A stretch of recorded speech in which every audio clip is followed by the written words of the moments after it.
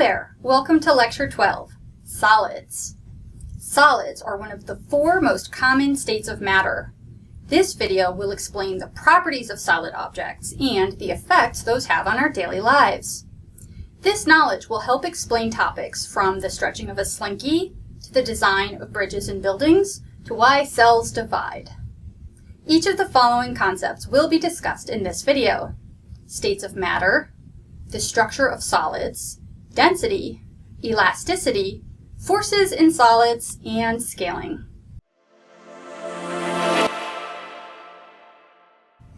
In our everyday lives, we experience 4 states of matter: solid, liquid, gas, and plasma.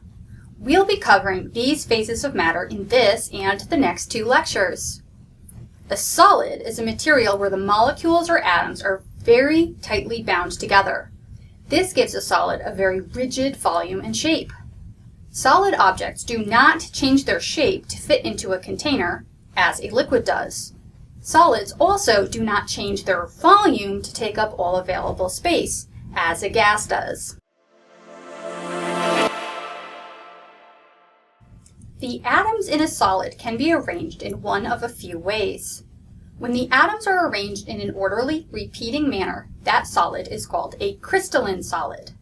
In a crystal, knowing the location of one set of atoms allows us to determine the location of all other atoms in the solid, because that atomic pattern, known as a unit cell, will repeat itself regularly.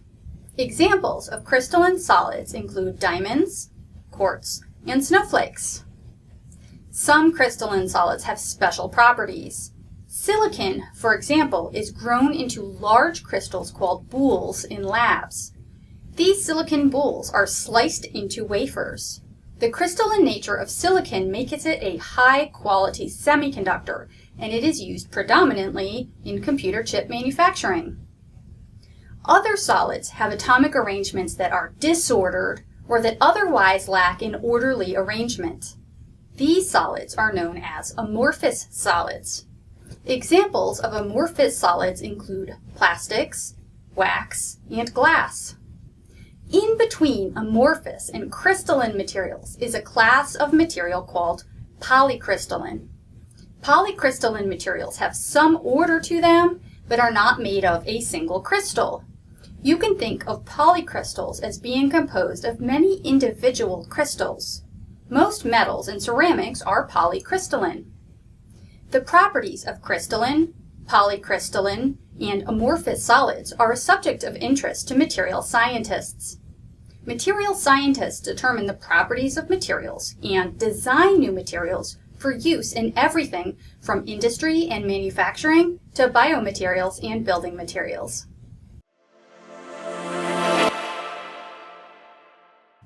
Density defines how compact the matter in an object is. The symbol for density is the capital letter D. The equation for density is mass divided by volume.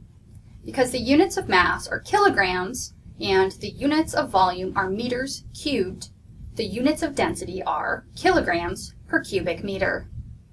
Sometimes we may use units of grams per cubic centimeter for volume. How can we convert from one to the other?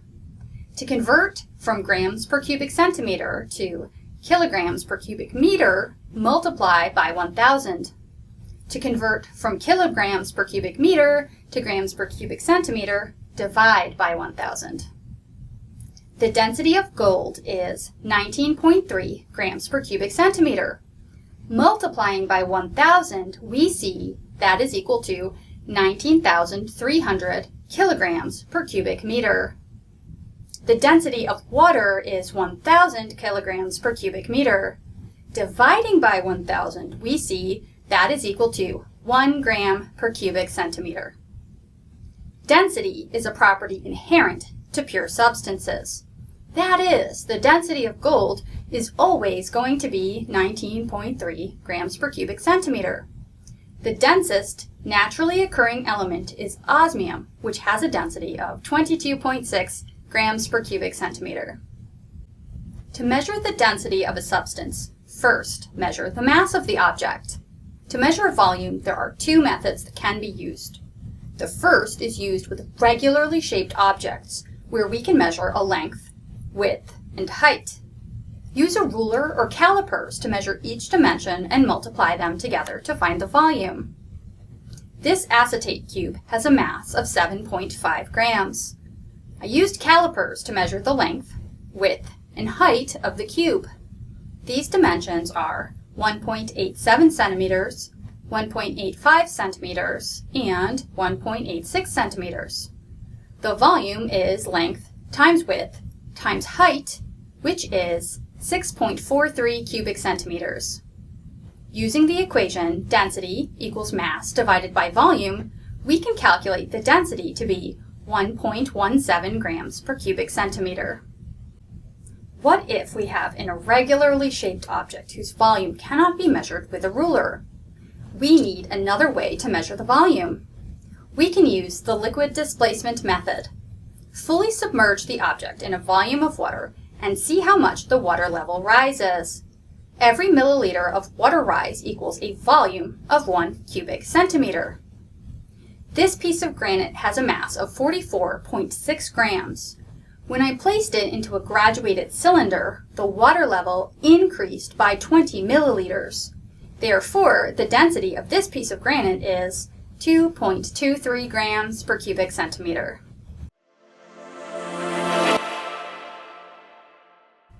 Elasticity is the property of a solid object to return to its original shape after becoming deformed by a force.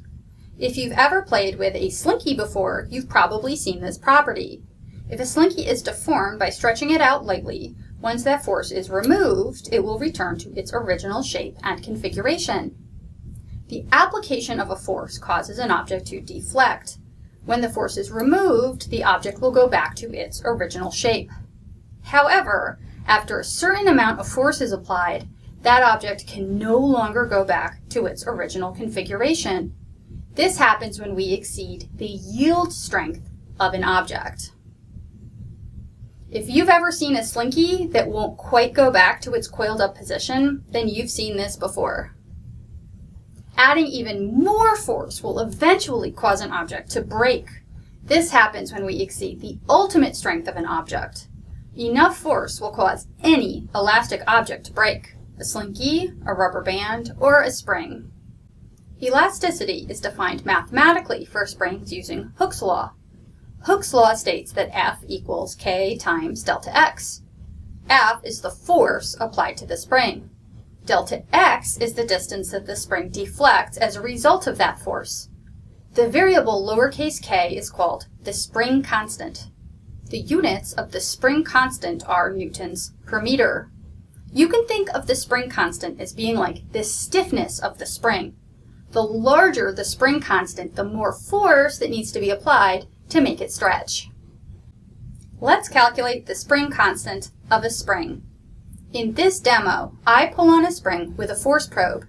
It takes about 0.8 newtons of force to stretch it 10 centimeters and 1.6 newtons to stretch 20 centimeters, and so on. The spring constant K is equal to force divided by deflection distance. 0.8 newtons divided by 10 centimeters is 0.08 newtons per centimeter. What if we connect springs together? Springs can be connected in series, such that the springs join together like one long line, each spring connected together end to end. When a mass is placed on series springs, each spring will stretch out based on its spring constant as both of the springs feel the full force of that mass. The effective spring constant of springs in series is smaller than the individual spring constants. The stiffness is lower because the spring combination stretches more than any one individual spring would stretch. Springs can also be connected in parallel such that the springs join together side by side. When a mass is placed on parallel springs, the force from that mass is distributed between both springs. Therefore, they will both stretch out less than they would do if they were individually or connected in series. The effective spring constant of springs in parallel is larger than the individual spring constants. The stiffness is higher because the spring combination stretches less than any one individual spring would stretch. Solids are present in all aspects of our lives. Possibly, as you watch this video, you're in a house or a building of some sort. That structure is built out of solid objects that are engineered to create a durable, robust building that does not move, even when people walk around in it, work in it, or when weather interacts with the outside of the building. How does that work? All solid objects deflect to some degree when a force is placed in them. Take this meter stick. As I place masses on it, the meter stick deflects. When a lot of mass is placed on top, the meter stick deflects noticeably. When I stand on the floor, or when I sit in a chair, or when forces act on any solid objects, those solids will deflect. The materials used in houses, chairs, tables, and other things that don't visibly bend when we use them have been chosen because they don't deflect much under the influence of the types of forces they will be subjected to. But just because we can't see it doesn't mean it isn't happening. In this demo, a laser has been set off to reflect off of a mirror on the door frame and return to a solar panel. That solar panel is then connected to a speaker. This speaker emits noises anytime the distance between the laser and the door frame changes, using a principle called interference that we will discuss in future lectures. This interference principle is capable of detecting really small changes in distance. When Dr. Vizzini pushes on the door frame, the speaker emits noises indicating that the distance has changed. When he pushes on the door frame, the metal deflects. Dr. Vizzini has literally bent the wall by pushing on it. Thankfully, the deflection is small and the building stays upright. The two major forces that act on solid objects are tension and compression. Tension is the force that exists when something is pulled or stretched apart. Compression is the opposite. It is the force that exists when something is pushed or squeezed together. Going back to our meter stick example, when forces are placed on the meter stick and it deflects, the force causes the top of the meter stick to stretch out. That is a tension force. But the bottom of the meter stick is squeezed together. That is a compression force. What happens in between the top and bottom of the meter stick? The space in between is known as the neutral layer. There are no forces acting in this part of the meter stick. This interesting fact explains the design of I-beams. An I-beam is used in the construction of buildings. They are bolted together at both ends. The forces of tension and compression will exist on the top and the bottom if the beam is deflected. Because the tension and compression forces don't exist in the center of the beam, engineers can cut down on the construction material used in this area. Note that the top and the bottom of the I-beam, which will be subjected to the most forces, has the most material present. In the center, where there are no forces, less material is needed, so the center is carved out. This reduces the cost and weight of the building materials. Another place you may notice compression and tension forces is if you ever see an empty flatbed truck driving down the highway. Note that the bed of the flatbed truck is curved upward. When a heavy load of objects is placed on the flatbed, it deflects and becomes flat. What would happen if the flatbed truck started out flat and then deflected downward when a heavy load was placed on top? Think about it.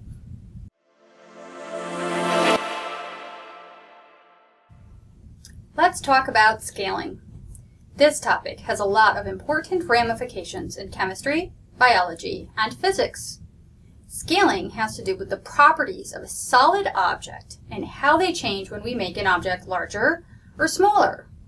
The properties we are interested in are the surface area of the object, the volume of the object, and the weight of the object. We'll measure these properties for a few cubes to come up with scaling parameters.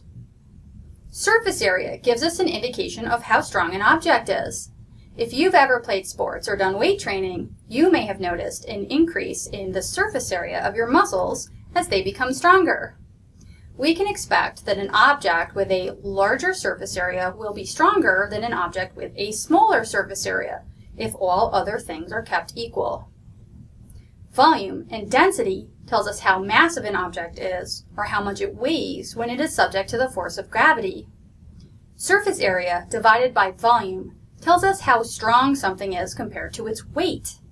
This is an important concept from a structural standpoint. An object that is very strong but weighs a lot will be less structurally sound than something that has the same strength and weighs less. An ant is very strong. The surface area of an ant's legs is small, but they have very little volume, so the surface area to volume ratio is rather high. When we look at larger insects and animals, we see that the larger an animal is, the larger the surface area has to be to support their weight. An elephant has very thick legs to keep the surface area to volume ratio high enough for the elephant to be able to walk around. Let's see how surface area divided by volume changes as we scale something larger and larger. Let's start with a cube that measures 1 centimeter by 1 centimeter by 1 centimeter. This cube has 6 faces, each with a face area of 1 square centimeter. The total surface area is 6 square centimeters. The volume of the cube is length times width times height, 1 cubic centimeter. We can calculate the surface area to volume ratio as 6 inverse centimeters. Let's say we put the cube in a machine that can make it larger. The new cube is 2 centimeters by 2 centimeters by 2 centimeters. Each face has an area of 4 square centimeters, so this new cube has a surface area of 24 square centimeters. That's much bigger than before, but now the volume has increased to 8 cubic centimeters, making the surface area to volume ratio a mere 3 inverse centimeters. Let's make the cube even larger. The new cube is 3 centimeters by 3 centimeters by 3 centimeters. The surface area is now 54 square centimeters, but the volume now is 27 cubic centimeters. So the surface area to volume ratio is now only 2 inverse centimeters. As we continue to make the cube larger and larger, we see that surface area increases, but it does not increase as fast as the volume. A cube with an edge length of x centimeters, where x can be any number we choose, will have a surface area of 6 times x squared, but a volume of x cubed. This means the surface area to volume ratio is 6 divided by x. The larger x becomes, the smaller the surface area to volume ratio. From a structural standpoint, this means that we cannot simply make things larger and expect them to be as structurally sound. An ant blown up to the size of an elephant would not be able to support its own weight. Sci-fi movies featuring giant spiders destroying cities are getting physics wrong. Those giant insects would have a very small surface area to volume ratio, making those giant insects completely unable to move. Surface area and volume don't only matter to structural and civil engineers. It also matters in chemistry, biology, and other related fields. Think of a cell.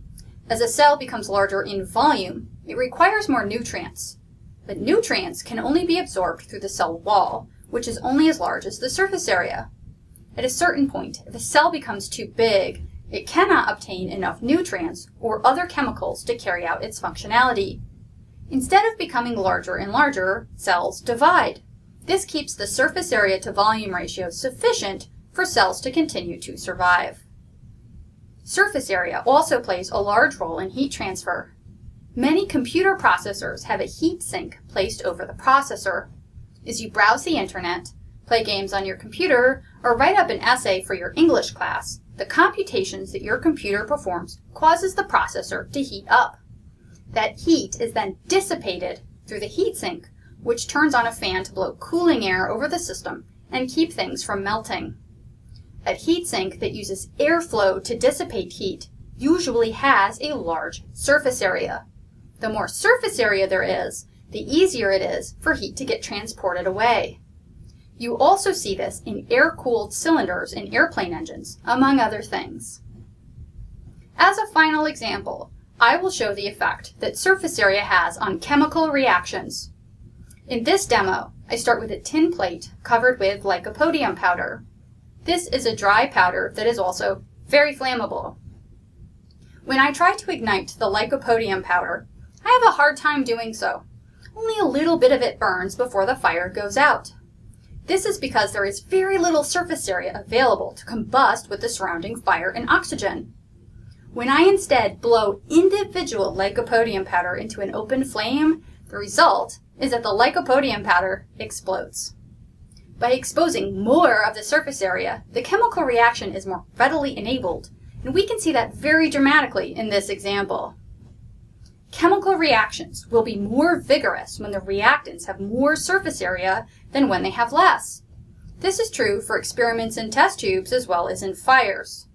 Grain elevators are at risk of explosion after dust has been stirred up when grains have been newly introduced, stirring up lots of particles and exposing a lot of surface area. If there are any sparks that occur during these times, grain elevators can explode. Thanks for taking the time to learn about solids.